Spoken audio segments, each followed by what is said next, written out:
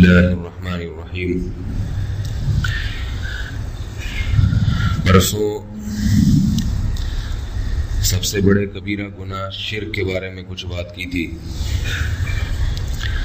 شرک کے بعد جو سب سے بڑا گناہ ہے جس پر پوری امت کا اجماع ہے کہ اسلام میں شرک کے بعد جو سب سے بڑا گناہ ہے وہ ہے فرض نماز جان بوجھ کر قضا کر دینا۔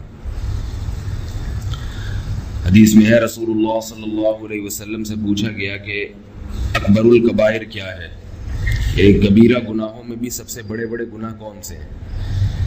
ایک تو ہے کبیرہ گناہ، ایک ہے کبیرہ کے بھی کبیرہ۔ تو آپ صلی اللہ علیہ وسلم نے فرمایا اللہ کے ساتھ غیر کو شریک کرنا۔ صحابی نے پوچھا اس کے بعد؟ تو آپ صلی اللہ علیہ وسلم نے فرمایا نماز کو قضا کر دینا۔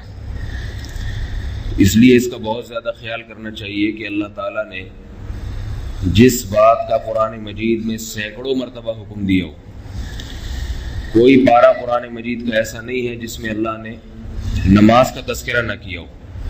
اقیم الصلاۃ یقیمون الصلاۃ، یہ الفاظ ہیں۔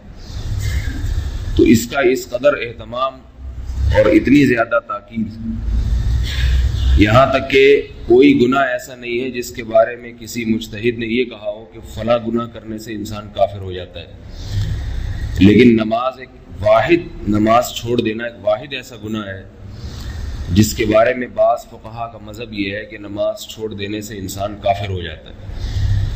امام احمد ابن حنبل رحمہ اللہ تعالیٰ کا مذہب یہ ہے کہ جس نے جان بوجھ کر ایک نماز بھی قضا کر دی تو وہ اسلام سے خارج ہو جائے گا، اس کا نکاح بھی ٹوٹ جائے گا، توبہ کیے بغیر اگر مر جائے تو اس کو مسلمانوں کے قبرستان میں دفن کرنا بھی جائز نہیں ہے۔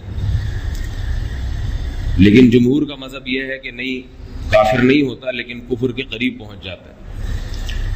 پہلے زمانے میں جب بے نمازی نہیں ہوتے تھے دنیا میں، یہ تو اب یہ بدعت چل پڑی ہے، پہلے تو مسلمان ہو اور نماز نہ پڑھے اس کا تصور نہیں تھا۔ تو اس وقت ایسے واقعات ہوتے تھے کہ اگر کسی بے نمازی کی موت واقع ہو گئی تو اسے مسلمانوں کے قبرستان میں دفن نہیں کرتے تھے۔ آج کل تو چونکہ بے نمازی ہی ہیں، اگر مسلمانوں کے قبرستان میں دفن کرنا چھوڑ دیں تو میرا خیال ہے قبرستان میں محلے کے 8 آدمی دفن ہوں گے، باقی 8 لاکھ جو ہے وہ تو پھر عیسائیوں کے قبرستان میں جائیں گے۔ تو اس لیے تھوڑا سا حالات کے لحاظ سے بھی جو ہے نا فتویٰ بدل جاتا ہے۔ تو لیکن اس میں بہت زیادہ سختی ہے، اس کو آسان نہیں سمجھنا چاہیے۔ حدیث میں آتا ہے رسول اللہ صلی اللہ علیہ وسلم نے ارشاد فرمایا کہ ہمارے اور مشرکین یعنی کافروں کے درمیان جو فرق ہے وہ نماز کا ہے۔ ہر وقت تو چہرے پہ کسی کے نہیں لکھا ہوتا کہ یہ مسلمان ہے یا یہ کافر ہے۔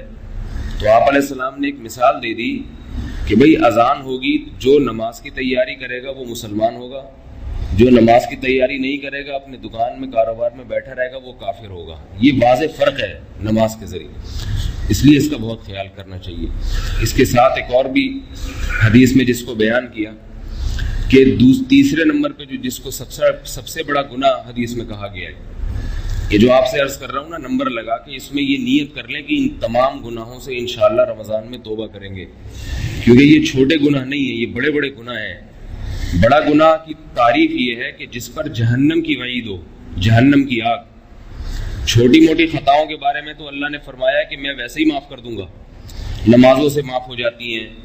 آپ نماز پڑھنے آتے ہیں، فجر پڑھی آپ نے، عشاء سے فجر کے درمیان جو چھوٹی موٹی خطائیں ہوں گی وہ اللہ ویسے ہی معاف کر دیتے ہیں۔ کبیرہ گناہ جو ہے وہ سچی توبہ کے بغیر معاف نہیں ہوتے، اللہ کا قانون یہ ہے۔